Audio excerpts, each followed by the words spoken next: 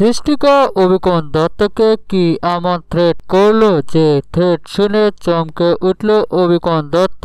এমনটাই দেখতে আমাদের সাথেই থাকুন।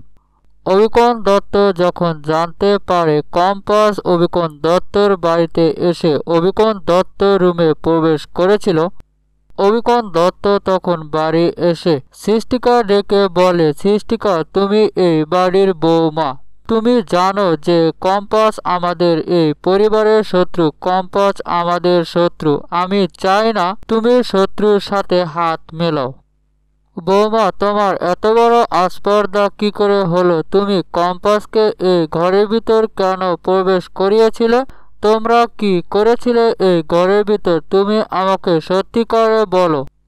মোনা তখন বলে যে দাদু আমি এই ঘর পুরোটা সার্চ করেছি, কোথাও কিচ্ছু পাইনি। তুমি বিশ্বাস করো, তুমিও সার্চ করে এই ঘরের ভিতর কিছুই পাবে না। অবিকন দত্ত তখন সৃষ্টিকা বলে, বৌমা তুমি ভালো করে শুনে রাখো, কম্পাস আমাদের শত্রু, মানে এই পরিবারের শত্রু। আমি তোমাকে অনেক ছাড় দিয়েছি, কিন্তু এখন কিন্তু আর তোমাকে আমি ছাড় দেব না। তুমি ভালো করে জানো কম্পাস আমাদের শত্রু, কম্পাস আমাদের শত্রু মানে এই পরিবারের শত্রু। তুমি যদি এই বাড়ি থেকে কম্পাসকে কোনোরকম সাহায্য সহযোগিতা করতে চাও তাহলে তুমি অনেক বড় বিপদে পড়বে।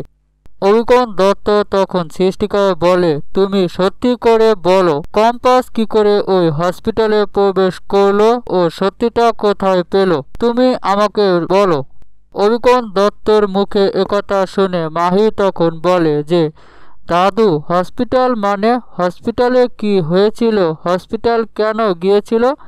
কি এমন ঘটে গিয়েছে সেখানে? আমি তো কিছুই জানি না, দাদু তুমি আমাকে বলো। অবিকন দত্ত তখন বলে, একথা যদি আমি মোনাকে বলি তাহলে হয়তো সত্যিটা প্রকাশ পেয়ে যাবে। মোনা তুমি কথার মাঝে কথা বলিও না, তুমি চুপ করে থাকো। অবিকন দত্ত তখন মোনার মাকে বলে যে বৌমা তুমি এই বাড়িতে সারাক্ষণ শুধু থাকো, এই বাড়ি থেকে বের হয়ে আমি যাই, আমার ছেলে যায় এবং মোনা যায়, সবসময় তুমি এই বাড়িতে একাই থাকো। তাই তোমাকে আমি সাবধান করছি, তুমি কোনো প্রকার কোনো মানুষকে এই বাড়িতে প্রবেশ করাবে না। অবিকন দত্ত মোনার মাকে বলে যে এই বাড়িতে তুমি থাকো সব সময়।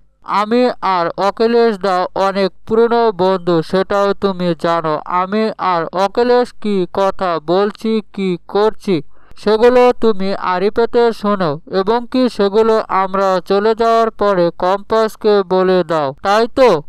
শোনো বৌমা, তুমি যদি কালে সবকিছু শুনে কম্পাসকে বলে দাও তবুও আমাদের কিছুই করতে পারবে না তুমি আর কম্পাস।